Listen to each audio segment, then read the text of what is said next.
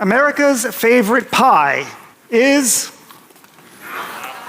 Apple. Of course it is. How do we know it?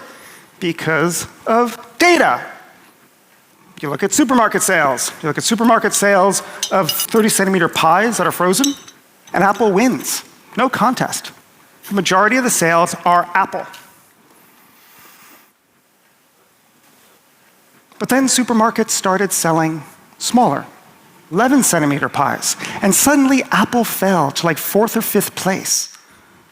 Why? What happened? Okay, think about it. When you buy a 30-centimeter pie, the whole family has to agree, and Apple is everyone's second favorite. But when you buy an individual 11-centimeter pie, you can buy the one that you want. You can get your first choice.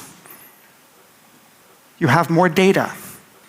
You can see something that you couldn't see when you only had smaller amounts of it. Now, the point here is that more data doesn't just let us see more of the same thing we were looking at. More data allows us to see new. It allows us to see better. It allows us to see different. In this case, it allows us to see what America's favorite pie is, not Apple. Now, you probably all have heard the term big data. In fact, you're probably sick of hearing the term big data.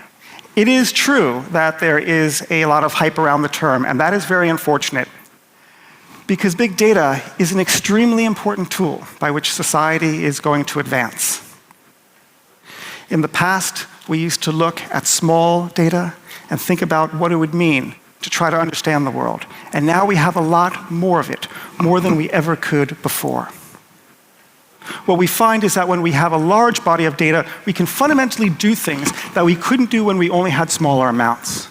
Big data is important, and big data is new. And when you think about it, the only way this planet is going to deal with its global challenges, to feed people, supply them with medical care, supply them with energy, electricity, and to make sure they're not burnt to a crisp because of global warming, is because of the effective use of data. So what is new about big data? What is the big deal? Well, to answer that question, let's think about what information looked like, physically looked like in the past.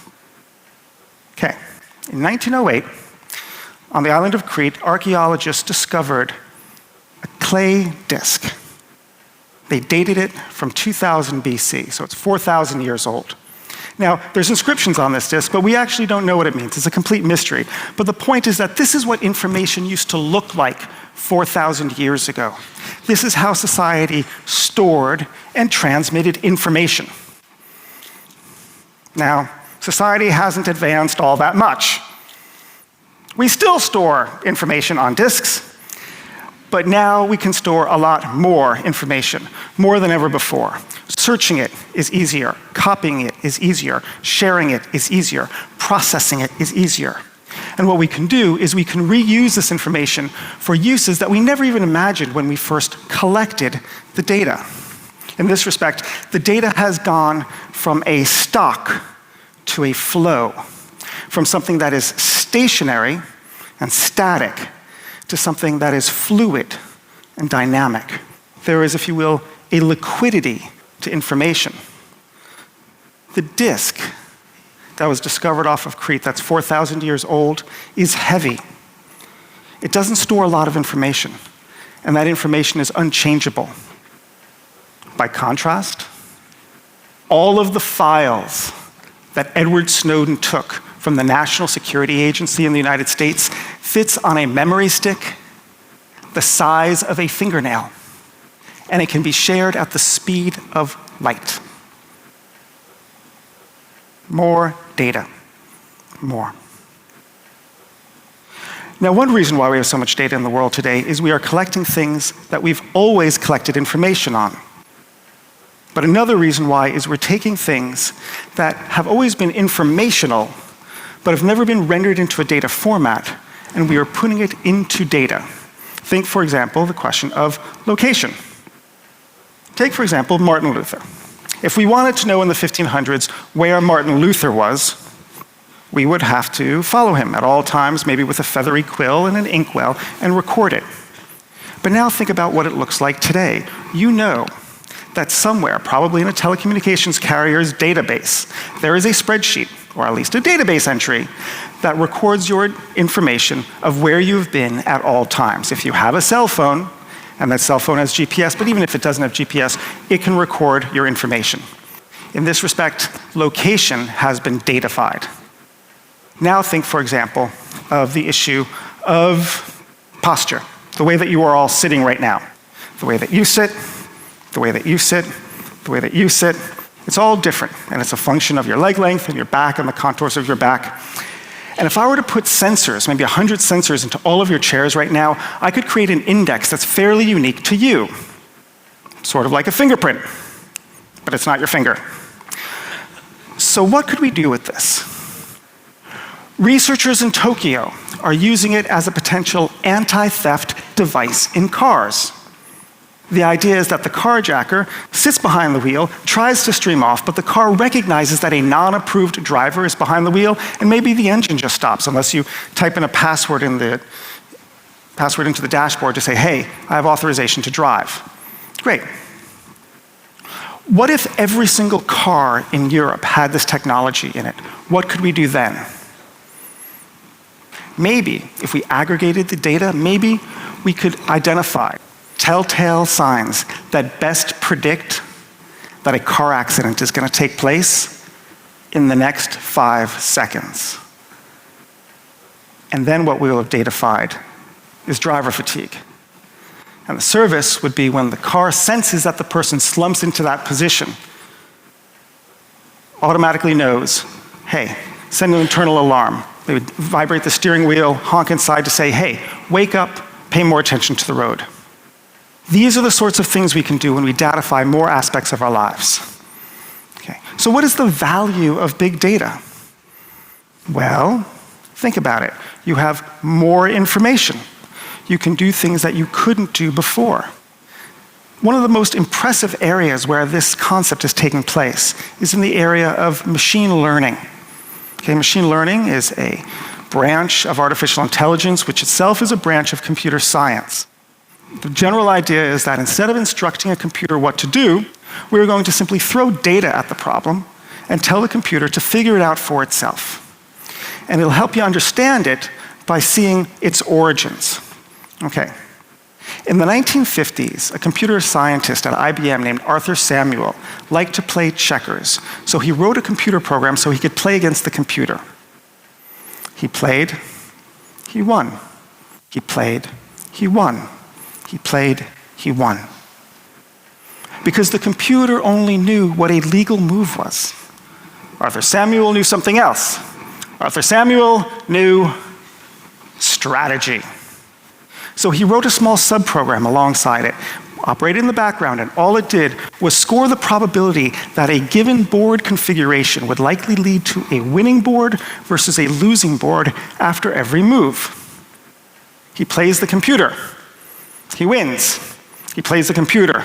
He wins. He plays the computer. He wins.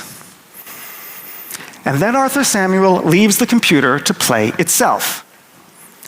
It plays itself, it collects more data. It collects more data, it increases the accuracy of its prediction. And then Arthur Samuel goes back to the computer and he plays it and he loses. And he plays it and he loses. And he plays it and he loses. And Arthur Samuel has created a machine that it surpasses his ability in a task that he taught it. And this idea of machine learning is going everywhere. How do you think we have self-driving cars? Are we any better as a society of enshrining all the rules of the road into software? No. Memory is cheaper? No. Algorithms are faster? No. Processors are better? No. All those things matter, but that's not why. It's because we changed the nature of the problem.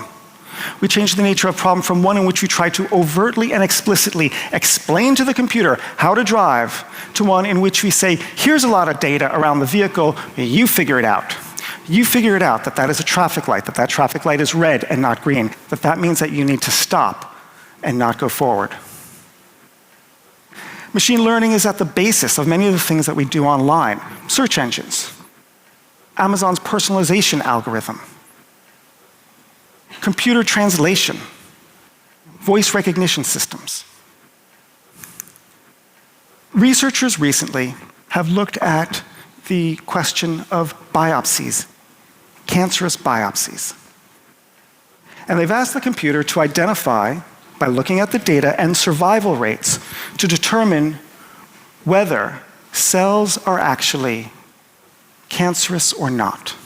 And sure enough, when you throw the data at it through a machine learning algorithm, the machine was able to identify the 12 telltale signs that best predict that this biopsy of breast cancer cells are indeed cancerous.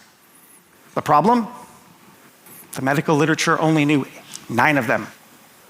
3 of the traits were ones that people didn't need to look for, but that the machine spotted. Okay. Now there are dark sides to big data as well. It will improve our lives, but there are problems that we need to be conscious of. And the first one is the idea that we may be punished for predictions, that the police may use big data for their purposes, a little bit like Minority Report. Now, it's a term called predictive policing or algorithmic criminology. And the idea is that if we take a lot of data, for example, where past crimes have been, we know where to send the patrols. That makes sense. But the problem, of course, is that it's not simply going to stop on location data. It's going to go down to the level of the individual. Why don't we use data about the person's high school transcript? Maybe we should use the fact they're unemployed or not, their credit score, their web surfing behavior, whether they're up late at night. Their Fitbit, when it's able to identify biochemistries, will show that they have aggressive thoughts. We may have algorithms that are likely to predict what we are about to do, and we may be held accountable before we've actually acted. Privacy was the central challenge in a small data era.